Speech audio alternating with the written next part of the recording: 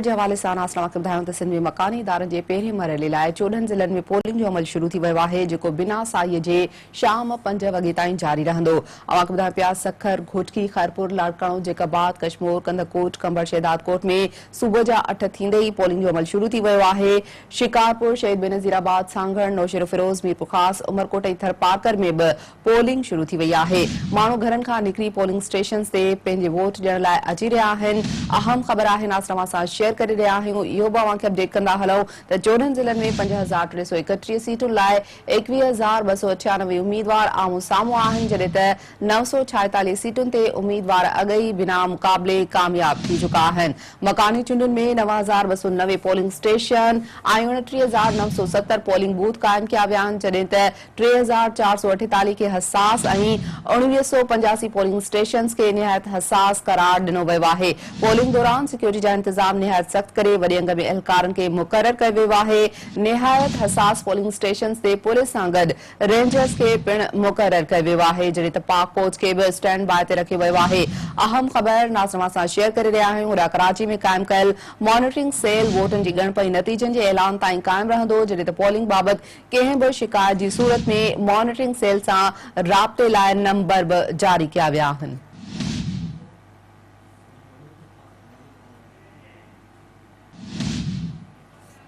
अहम ख़बर ॾियूं पिया नासरावा खे सिंध में मकानी इदारनि जे पहिरें मरहले लाइ 14 ज़िलनि में पोलिंग जो अमल शुरू थी चुको आहे, जेको बिना साईअ जे शाम 5 वॻे ताईं जारी रहंदो। इन हवाले सां अव्हां खे ॿुधायूं पिया सखर, घोटकी, खैरपुर, लाड़काणो, जेकाबाद, कशमोर, कंदकोट, कंबर, शहदादकोट में सुबुह जा 8 थींदे ई पोलिंग जो अमल शुरू थी वियो आहे। शिकारपुर, शहीद बेनज़ीराबाद, सांगड़, नौशेरो फिरोज, मीरपुर खास, उमरकोट ऐं थरपारकर में बि पोलिंग शुरू थी वई आहे। नाज़रान खे ॿुधायूं पिया माण्हू घरनि खां निकिरी पोलिंग स्टेशन ते पंहिंजे वोट ॾियण लाइ अची रहिया आहिनि। नासरावा खे ॿुधाईंदा हलूं 14 ज़िलनि में 5331 सीटुनि लाइ 21298 उम्मीदवार आम्हूं साम्हूं आहिनि, जॾहिं त 946 सीटुनि ते उम्मीदवार अॻई बिना मुक़ाबले कामयाब थी चुका आहिनि। मकानी चूंडुनि में 9290 पोलिंग स्टेशन ऐं 29970 पोलिंग बूथ क़ाइम कया विया आहिनि, जॾहिं त 3448 खे हसास ऐं 1985 पोलिंग स्टेशन खे इंतहाई हसास करार ॾिनो वियो आहे। पोलिंग दौरान सिक्योरिटी जा इंतजाम सख़्त करे वॾे अंग में एहलकारनि खे मुक़रर कयो वियो आहे। निहायत हसास पोलिंग स्टेशन ते पुलिस सां गॾु रेंजर्स खे पिण मुक़रर कयो वियो आहे, जॾहिं त पाक फौज खे बि स्टैंड बाय ते रखियो वियो आहे। कराची में नासरावा खे ॿुधायूं पिया त क़ाइम कयल मॉनिटरिंग सेल वोटनि जी ॻणप नतीजनि जे ऐलान ताईं क़ाइम रहंदो, जॾहिं त पोलिंग बाबति कंहिं बि शिकायत जी सूरत में मॉनिटरिंग सेल सां राब्ते लाइ नंबर बि जारी कया विया आहिनि।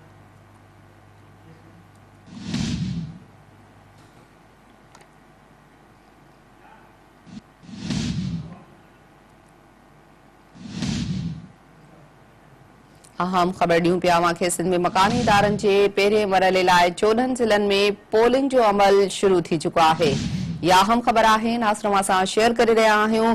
पोलिंग जो अमल 8 वॻे खां शुरू थी चुको आहे, जेको बिना साईअ जे शाम 5 वॻे ताईं जारी रहंदो। इन हवाले सां नासरावा खे ॿुधाईंदा हलूं सखर, घोटकी, खैरपुर, लाड़काणो, जेकाबाद, कशमोर, कंदकोट, कंबर, शहदादकोट में सुबुह जा 8 थींदे ई पोलिंग जो अमल शुरू थी वियो आहे। शिकारपुर, शहीद बेनज़ीराबाद, सांगड़, नौशेरो फिरोज, मीरपुर खास, उमरकोट ऐं थरपारकर में बि पोलिंग शुरू थी वई आहे। माण्हू घरनि मां निकिरी पोलिंग स्टेशन ते पहुची वोट ॾियण लाइ अची रहिया आहिनि। इन हवाले सां नासरावा खे ॿुधाईंदा हलूं त 14 ज़िलनि में 5331 सीटुनि लाइ 21296 उम्मीदवार आम्हूं साम्हूं आहिनि, जॾहिं त 946 सीटुनि ते उम्मीदवार अॻी बिना मुक़ाबले कामयाब थी चुका आहिनि। मकानी चूंडुनि में 9290 पोलिंग स्टेशन ऐं 29970 पोलिंग बूथ क़ाइम कया विया आहिनि, जॾहिं त 3448 खे हसास ऐं 1985 पोलिंग स्टेशन खे निहायत हसास करार ॾिनो वियो आहे। पोलिंग दौरान नासरावा खे ॿुधायूं त सिक्योरिटी जा इंतजाम निहायत सख़्त करे वॾे अंग में एहलकारनि खे मुक़रर कयो वियो आहे। निहायत हसास पोलिंग स्टेशन ते पुलिस सां गॾु रेंजर्स खे पिण मुक़रर कयो वियो आहे, जॾहिं त पाक फौज खे बि स्टैंड बाय ते रखियो वियो आहे। कराची में क़ाइम कयल मॉनिटरिंग सेल वोटनि जी ॻणप नतीजनि जे ऐलान ताईं क़ाइम रहंदो, जॾहिं त पोलिंग बाबति कंहिं बि शिकायत जी सूरत में मॉनिटरिंग सेल सां राब्ते लाइ नंबर बि जारी कया विया आहिनि।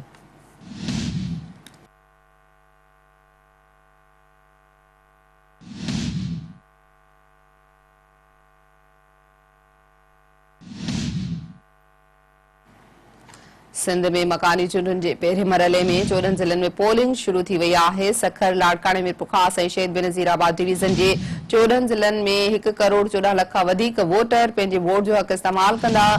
इन हवाले सां नाज़रीन खे ॿुधायूं पिया सिक्योरिटी जा इंतज़ाम सख़्त कया विया आहिनि। निहायत हसास पोलिंग स्टेशन्स ते पुलिस सां गॾु रेंजर्स मुक़रर कई वई आहे। कंहिं बि अणवणंदड़ वाक़े जी सीसीटीवी कैमराउनि ज़रिए निगरानी कई वेंदी। सूबाई इलेक्शन कमिश्नर एजाज़ अनवर चौहान जो चवणु आहे त चूंड ज़ाब्तनि जी भञकड़ी कंदड़ कंहिं बि शख़्स खे न बख़्शियो वेंदो। इन हवाले सां नाज़रीन खे ॿुधायूं पिया त सिंध में मकानी चूंडुनि जे पहिरें मरहले में 14 ज़िलनि में पोलिंग जो अमल शुरू थी वियो आहे। सभ खां पहिरियां असां सां लाइन ते मौजूदु आहे सखर मां सिंध टीवी न्यूज़ जो रिपोर्टर नज़ाकत जतोई। नज़ाकत, मकानी चूंड जे हवाले सां पोलिंग जो अमल शुरू थी वियो आहे, कहिड़ा मंज़र ॾिसो पिया? जी, सिक्कर जे टिन टाउननि मकी शाह, जीए शाह, निसार अमन सिद्दीकी जे 32 यूनियन कमेटियुनि में वोट कास्ट करण वारो जेको अमल आहे उहो शुरू थी चुको आहे। इन हवाले सां मां तव्हांखे ॿुधाईंदो हलां त वोट कास्ट करण जे लाइ 255 पोलिंग स्टेशन ऐं 829 जेके पोलिंग बूथ क़ाइमु कया विया आहिनि, जिन में सखर जा 2,99,412 वोटर जेके आहिनि पंहिंजे वोट जो हक़ इस्तेमाल कंदा। सखर शहर जे टिन टाउननि में 85 पोलिंग स्टेशन मर्दनि जे लाइ ऐं 84 पोलिंग स्टेशनूं जेके आहिनि उहे औरतुनि लाइ क़ाइमु कयूं वियूं आहिनि, जॾहिं त 86 पोलिंग स्टेशननि में मर्द ऐं औरतूं गॾियल तौरु जेको आहे सखर शहर जे टिन टाउननि ते वोट कास्ट कंदा।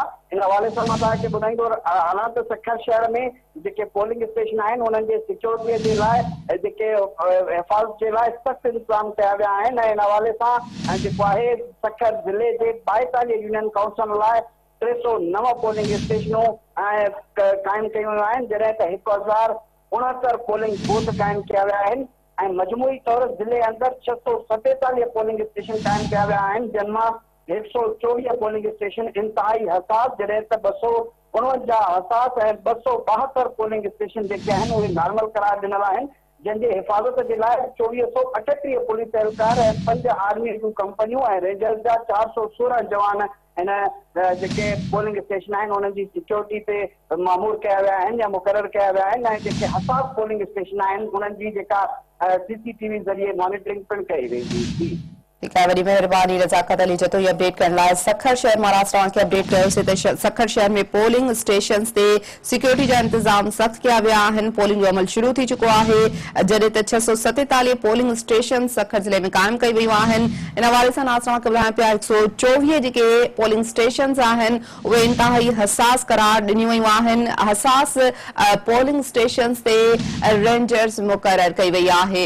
अहम ख़बर जे हवाले सां नाज़रीन खे ॿुधायां पिया सिंध में मकानी जे पहिरें मरहले लाइ 14 ज़िलनि में पोलिंग जो अमल शुरू थी वियो आहे, जेको बिना साईअ जे शाम 5 वॻे ताईं जारी रहंदो। सखर, घोटकी, ख़ैरपुर, लाड़काणो, जेकबाद, कशमोर, कंदकोट, कंबर, शहदादकोट में सुबुह जा 8 थींदे ई पोलिंग जो अमल शुरू थी वियो आहे। शिकारपुर, शहीद बेनज़ीराबाद, सांगड़, नौशेरो फिरोज, मीरपुर ख़ास, उमरकोट ऐं थर पाकर में बि पोलिंग शुरू थी वई आहे। माण्हू घरनि खां निकिरी पोलिंग स्टेशन ते पहुची पंहिंजो वोट कास्ट करण लाइ अची रहिया आहिनि। असां ॿुधायूं पिया त 14 ज़िलनि में 5331 सीटुनि लाइ 21,298 उम्मीदवार आमू साम्हूं आहिनि। इन हवाले सां वधीक तफ़सील मालूम करण लाइ असां लाइन ते मौजूदु आहे। अवांखे ॿुधायां पिया सिंध में मकानी इदारनि जे पहिरें मरहले लाइ 14 ज़िलनि में पोलिंग जो अमल जेको आहे उहो शुरू थी वियो आहे, जेको बिना साईअ जे शाम 5 वॻे ताईं जारी रहंदो। जी नाज़रीन, हवाले सां ॿुधायूं पिया असां लाइन ते मौजूदु आहे नवाब शाह मां ब्यूरो चीफ ज़ुल्फ़कार ख़ासि खेली। ज़ुल्फ़कार, अपडेट कजो, सिंध में मकानी इदारनि जे पहिरें मरहले लाइ वोटिंग जो अमल शुरू थी वियो आहे। नवाब शाह जी कहिड़ी सूरत हाल आहे? जी, तव्हांखे मां ॿुधाईंदो हलां त नवाब शाह जी यूनियन कमेटी 8 आहे, जिते गुलाम मुर्तज़ा भुट्टो पोलिंग स्टेशन खां पोइ नवाज़ अली शाह पोलिंग स्टेशन ऐं social security Habib sugar mill polling station तां बि जेके हथियारबंद आहे उहे बेल्ट पेपर पूरे फराहम थी विया आहिनि। असांजी प्रिज़ाइडिंग ऑफिसरनि सां ॻाल्हि ॿोल थी आहे, हुनजो चवणु आहे त 4 बजे असां सुता हुआसीं, सिर्फ़ु 3 पुलिस एहलकार असांखे मिलियल हुआ ऐं हू स्कूलनि जूं भितियूं टिपी असां ते गन पॉइंट ते जेके आहिनि उहे बेल्ट पेपर पूरे फराहम थी विया आहिनि। असां हुननि खे चयो त असां चाबियूं न आहिनि, हुन चयो त जेकर तव्हां असांखे बेल्ट पेपर ऐं चाबियूं न ॾिनियूं त तव्हांखे असां मारींदासीं।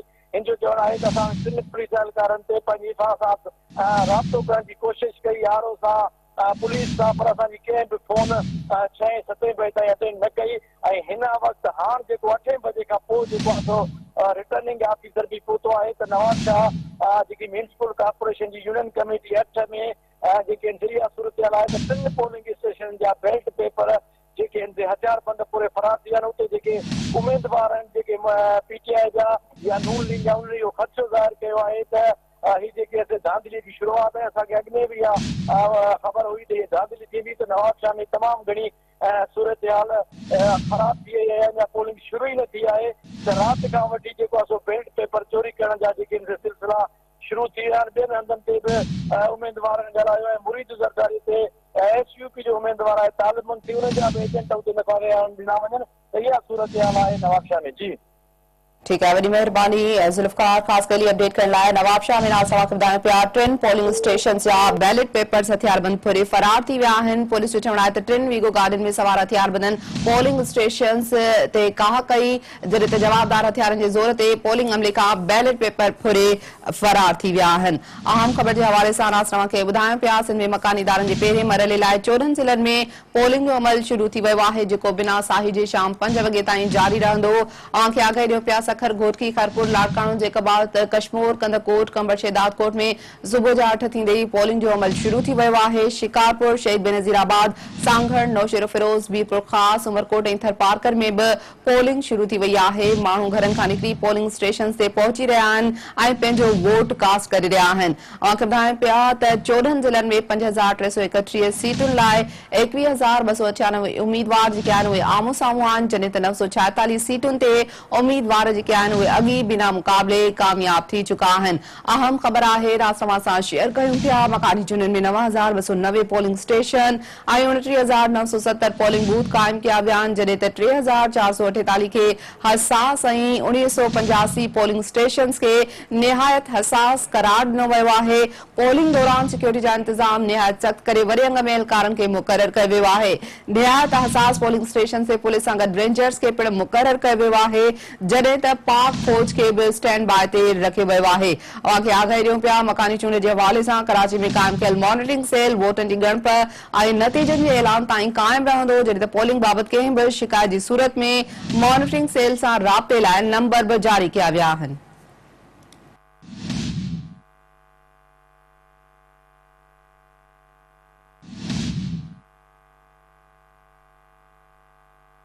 अहम ख़बर नासरवा सां शेयर कयूं पिया सिंध में मकानी इदारनि जे पहिरें मरहले लाइ 14 ज़िलनि में पोलिंग जो अमल शुरू थी वियो आहे जेको बिना साही जे शाम 5 वॻे ताईं जारी रहंदो। मीरपुर ख़ास मुआसिसा लाइन ते मौजूद आहे ब्यूरो चीफ नज़ीर पंवर अपडेट कजो पोलिंग जो अमल शुरू थी वियो आहे वोटर पंहिंजो वोट कास्ट करे रहिया आहिनि।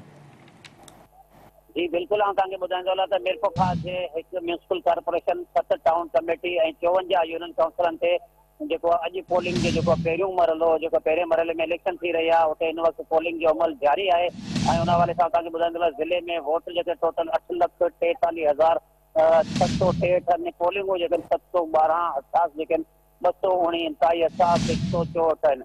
जॾहिं तव्हांखे ॿुधाईंदो सुबुह जो 8 वॻे खां ई जेको पोलिंग जो अमल त शुरू थी वियो किथे किथे जेके उम्मीदवारनि जा एजेंट न पहुता जंहिंजे करे कुझु मुश्किलातूं आयूं ऐं अहिड़े नमूने सां जेके पोलिंग स्टेशनूं लॻल आहिनि उते जेका आहे सहूलियतनि जी अणहोंद जे करे जेके उते जो अमलो जेको आहे उहो तमामु घणो परेशान थियो आहे। ऐं ॿिए नंबर ते तव्हांखे ॿुधाईंदो आहे त जेके बि वोटर लिस्टूं मिलियूं आहिनि ताज़ियूं जेके तकबंदियूं थियूं आहिनि ऐं उन खां पोइ मीरपुर ख़ास जी जेका जे मुख़्तलिफ़ यूनियन काउंसिल में वोटर जेके आहिनि उहे वॾे तइदाद में जेके परेशान थिया आहिनि अहिड़े ताईं त इलेक्शन कमीशन जे तरफ़ां का बि हिननि खे ॼाण वग़ैरह न ॾिनी वई ऐं न ई को अहिड़ी जेके लिस्टूं मुहैया कयूं वयूं ऐं जॾहिं त हिननि जो जेको उम्मीदवारनि जो चवणो त असां इलेक्शन कमीशन वटि वियासीं उते असांखे लिस्टूं पुराणियूं ॾिनियूं जंहिंजे करे वोटरनि जो तइदाद त सुबुह खां ख़ासि तौर ते ॿाराड़ी जे अंदरि तमामु वॾो रेशो आहे तमामु वधीक ॾिनियूं जंहिंजे करे वोटरनि जो तइदाद हिकु पोलिंग स्टेशन ते अचनि था त उते चयो त वञे तव्हां ॿी पोलिंग स्टेशन उते वञनि था त चयो त वञे तव्हां ॿिए पासे तव्हांजा वोट दाख़िल आहिनि। अहिड़ी तरह जेके लिस्टनि मां त वोट जेके हुनखे न पिया मिलनि वरी जेके उम्मीदवारनि पारां जेके मुख़्तलिफ़ पंहिंजा माण्हू यारे मोबाइल ज़रिए जेके मोबाइल ते जेको नंबर हणी रहिया आहिनि उते जेके वोट कढी रहिया आहिनि जंहिंखां पोइ उहे तमामु घणियूं सख़्तु परेशानियूं आहिनि। अहिड़ी तरह तव्हांखे ॿुधायां अॼु सख़्तु गर्मी जे करे हिन वक़्तु ॿाराड़ियुनि जे इलाइक़नि जे अंदरि ख़ासि तौर ते वॾियूं लाइनूं त लॻल आहिनि ऐं वोटर त वॾे तइदाद में अची विया आहिनि मगर अफ़सोस जहिड़ी ॻाल्हि आहे त ही जेके मीरपुर ख़ास जे जेको आहे वोटर जेके आहिनि उहे इन करे परेशान थियनि पिया जिन जा लिस्टुनि में सही नाला न हुअण ऐं लिस्टूं न हुअण जे करे ऐं इन करे जेका ही मुंझारे जो शिकार आहिनि, जंहिंजे करे तमामु घणियूं जेके ॿाराड़ी जे इलाइक़नि में ख़ासि तौर ते वॾियूं वॾियूं लाइनूं लॻी वयूं आहिनि ऐं उन करे इहे परेशान। अहिड़ी तरह तव्हांखे ॿुधाईंदो मिरपुर ख़ासि में हिन वक़्तु मिरपुर ख़ासि म्यूनिसिपल कॉर्पोरेशन में पीपुल्स पार्टी ऐं हुनजो MQM जो मुक़ाबिलो आहे, जॾहिं त ॿाहिरि जेको ॿाराड़ी जे इलाइक़ा जेके बि मिरपुर ख़ासि जो तालुका शुजाबाद चइजे या तालुका हुसैन बख्शी मरीरा सिंधड़ी तालुको आहे ऐं उन खां अलावा झुडो नौकोट उन खां अलावा जेको आहे डिगड़ी ऐं कोट गुलाम हिते जेको पीपुल्स पार्टी जो ऐं इन खां अलावा आज़ाद उम्मीदवारनि जो पाण में मुक़ाबिलो आहे। हिन वक़्तु ताईं त अञा का बि अहिड़ी अणवणनि वारी शिकायत न मिली आहे, मगर इहो सिर्फ़ु जेको आहे पोलिंग स्टेशन ते वोटर तमामु सख़्तु परेशान आहिनि, जंहिंजे करे कुझु मुंझारा अची रहिया आहिनि। जी अच्छा नज़ीर पर जीअं मां ॿुधायो त वोटर जो वॾो अंग उते मौजूदु आहे, सिक्योरिटी जा इंतज़ाम बि सख़्तु कया विया आहिनि। केतिरियूं पोलिंग स्टेशन आहिनि मिरपुर ख़ासि में जिन खे निहायत हसास करार ॾिनो वियो आहे ऐं पोलिंग स्टेशन ते जेको अमलो आहे उहो मुक़ररु वक़्त ते पहुतो हो? जी पोलिंग स्टेशन के हवाले से ॿुधायां 712 टोटल ज़िले के अंदर पोलिंग आहिनि, जंहिंमें 219 जेके हसास आहिनि ऐं इंतहाई हसास जेके 164 जेके पोलिंग स्टेशन आहिनि ऐं अमलो जेको आहे तक़रीबन हिन वक़्तु जेका आहे इहा इंतज़ामिया तरफ़ां जी इहा सख़्ती हुई, मगर किथे बि अञा ताईं अहिड़ी अमले जी शिकायत न आई आहे। एजेंटनि जूं इहे शिकायतूं आहिनि जेकॾहिं अमलो उते पहुची वियो आहे त एजेंट कुझु लेट जेकॾहिं आया आहिनि, जंहिंजे करे पोलिंग त वक़्तु ताईं जेको मुक़ररु टाइम हो उन सां पोलिंग जो अमल त जारी आहे। ऐं अहिड़ी तरह तव्हांखे ॿुधाईंदा ख़ासि तौर ते वधि खां वधि इहे ई शिकायत आहे त जेके वोट हिकु जॻह ते आहिनि ऐं उते ख़बर कोन थी पए जेके मुख़्तलिफ़ यूनियन काउंसिल आहिनि ऐं उते जेकॾहिं वञनि था पोलिंग स्टेशन ते त वरी ताज़ियूं जेके तकबंदियूं थियूं, जंहिंजे करे वोटर तमामु घणो मुंझारे जो शिकार आहिनि। अहिड़ी तरह सिक्योरिटी जे हवाले सां तव्हांखे ॿुधाईंदो हिन वक़्तु मिरपुर ख़ासि ज़िले जे जेको 3200 खां वधीक जेके पुलिस एहलकार मुक़ररु कया विया आहिनि, उन खां अलावा रेंजर्स मुक़ररु कया विया आहिनि, उन खां अलावा जेको मिरपुर ख़ासि जो डिवीज़न जेको आहे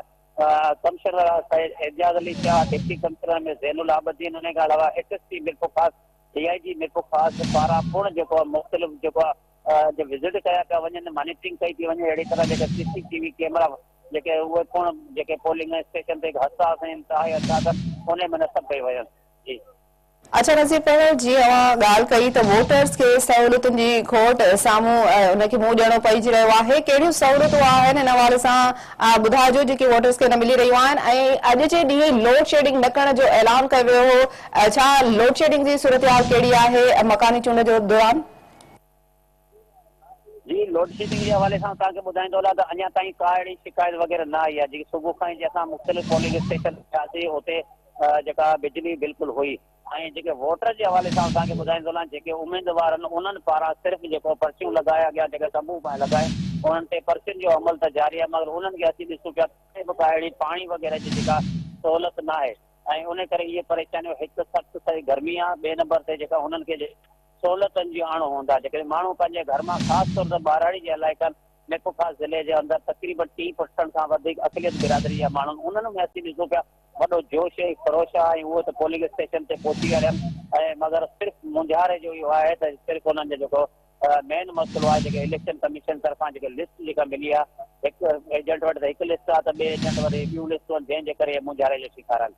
जी ठीकु आहे, वरी महिरबानी नज़ीर पर तफ़सीली अपडेट करण जे लाइ। नाज़रीन खे ॿुधाइण पिया ज़िले में मकानी इदारनि जे पहिरें मरहले लाइ 14 ज़िलनि में पोलिंग जो अमल शुरू थी वियो आहे, जेको बिना साईअ जे शाम 5 वॻे ताईं जारी रहंदो। सखर, घोटकी, खैरपुर, लाड़काणो, जेकबाद, कशमोर, कंदकोट, कंबर, शहदादकोट में सुबुह जा 8 थींदे ई पोलिंग जो अमल शुरू थी वियो आहे। शिकारपुर, शहीद बेनज़ीराबाद, सांगड़, नौशेरो फिरोज, मीरपुर ख़ासि, उमरकोट ऐं थरपाकर में बि पोलिंग शुरू थी वई आहे। माण्हू घरनि खां निकिरी पोलिंग स्टेशन ते पंहिंजो वोट ॾियण लाइ अची रहिया आहिनि। तव्हांखे ॿुधाइण पिया त 14 ज़िलनि में 5331 सीटुनि लाइ 21,296 उम्मीदवार आम्हूं साम्हूं आहिनि, जॾहिं त 946 सीटुनि ते उम्मीदवार अॻी बिना मुक़ाबले जे कामयाब थी चुका आहिनि। मकानी चूंडुनि में 9,290 पोलिंग स्टेशन ऐं 29,970 पोलिंग बूथ क़ाइम कया विया आहिनि, जॾहिं त 3,448 खे हसास ऐं 1985 पोलिंग स्टेशन खे निहायत हसास करार ॾिनो वियो आहे। तव्हांखे इहो बि अपडेट कंदा हलूं त पोलिंग दौरान सिक्योरिटी जा इंतज़ाम निहायत सख़्तु करे वॾे अंग में एहलकारनि खे खे मुक़रर कयो वियो आहे। निहायत हसास पोलिंग स्टेशन ते पुलिस सां गॾु रेंजर्स खे पिण मुक़रर कयो वियो आहे, जॾहिं त पाक फौज खे बि स्टैंड बाय ते रखियो वियो आहे। खे ॿुधायो पिया त कराची में क़ाइमु कयल मॉनिटरिंग सेल वोटनि जी ॻणप ऐं नतीजनि जे ऐलान ताईं क़ाइमु रहंदो, जॾहिं त पोलिंग बाबति कंहिं बि शिकायत जी सूरत में मॉनिटरिंग सेल सां राब्ते लाइ नंबर बि जारी कया विया आहिनि। अहम ख़बर ॾियूं पिया कि सिंध में मकानी इदारनि जे पहिरें मरहले लाइ 14 ज़िलनि में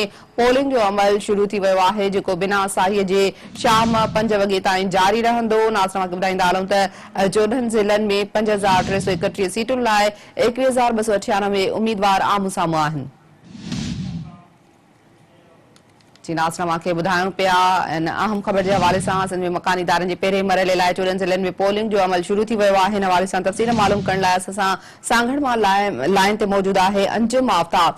अंजुम आफ्ताब, अपडेट कजो कहिड़ी सूरत-हाल आहे, वोटिंग अमल शुरू थी चुको आहे सांगड़ में?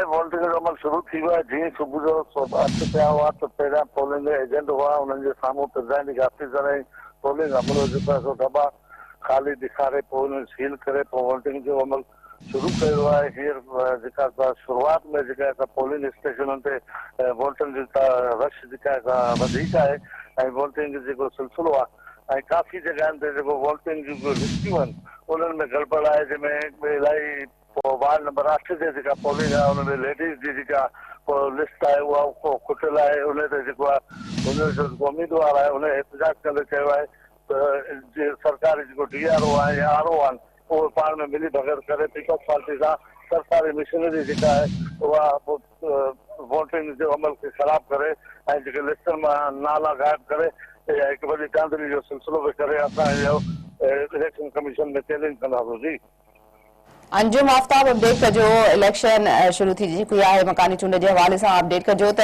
केतिरा पोलिंग स्टेशन जेके आहिनि उहे क़ाइमु कया विया आहिनि सांगड़ ज़िले में, केतिरियूं पोलिंग स्टेशन साज़ करार ॾिनियूं वयूं आहिनि? जी सांगड़ ज़िले में जेको आहे सो 307 जेके पोलिंग स्टेशनूं आहिनि इंतिहाई एहसास करार ॾिनियूं आहिनि। 162 जेको एहसास करार ॾिना आहिनि। 401 जेका पोलिंग आहिनि उहे नॉर्मल करार ॾिनियूं आहिनि। जेको पोलिंग में वोटिंग जो अमल शुरू आहे उन्हनि जेके इंतिहाई जेके एहसास पोलिंगूं आहिनि उन्हनि में कैमरा लॻाए वियो आहिनि ऐं सिक्योरिटी फोर्स जेका आहे सा हुते वधाई वई आहे ऐं इलेक्शन जो जेको अमल आहे जारी आहे। अच्छा, जीअं त सख़्त गर्मी आहे, इन हवाले सां ॿुधाइजो त पोलिंग स्टेशन ते सहूलियतुनि खे कीअं पिया ॾिसो? जेके वोटर्स अची वेठा आहिनि उन्हनि पाण खे शिकायत जेका आहे उहा साम्हूं त न आई आहे का शिकायत?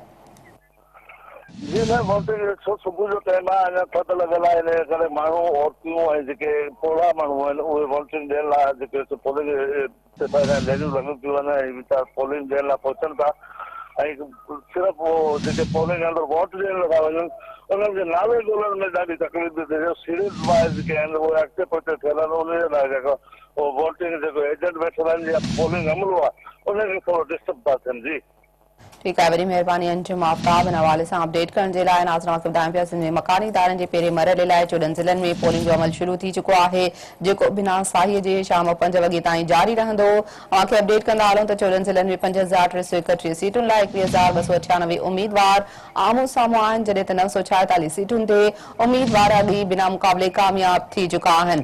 मकानी चूंडुनि में 9290 पोलिंग स्टेशन ऐं 29970 पोलिंग बूथ क़ाइमु कया विया आहिनि, जॾहिं त 3448 खे हसास ऐं 1985 पोलिंग स्टेशन खे निहायत हसास करार ॾिनो वियो आहे। अहम ख़बर ॾियूं पिया कि सखर, घोटकी, खारपुर, लाड़काणो, जेकाबाद, कशमोर, कंदकोट, कंबड़, शेदादकोट में सुबुह जा 8 थींदे ई पोलिंग अमल शुरू थी चुको आहे। शिकारपुर, शहीद बेनज़ीराबाद, सांगड़, नौशेरो, फिरोज, मीरपुर ख़ास, उमरकोट ऐं थरपारकर में बि पोलिंग शुरू थी वई आहे।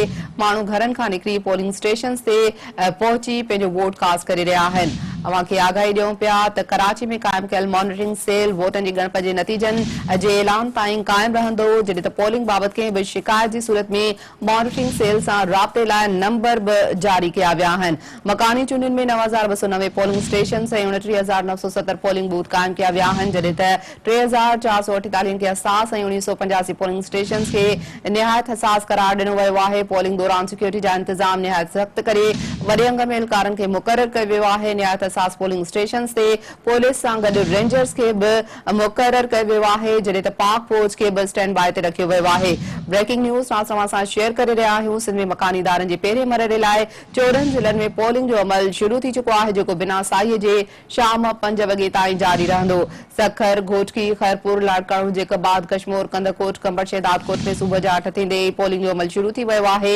शिकारपुर, शहीद बेनज़ीराबाद, सांगड़, नौशेरो फिरोज, मीरपुर खास, उमरकोट ऐं थरपारकर में बि पोलिंग शुरू थी वई आहे। माण्हू घरनि खां निकिरी पोलिंग स्टेशन ते पहुता आहिनि ऐं पंहिंजो वोट कास्ट करे रहिया आहिनि।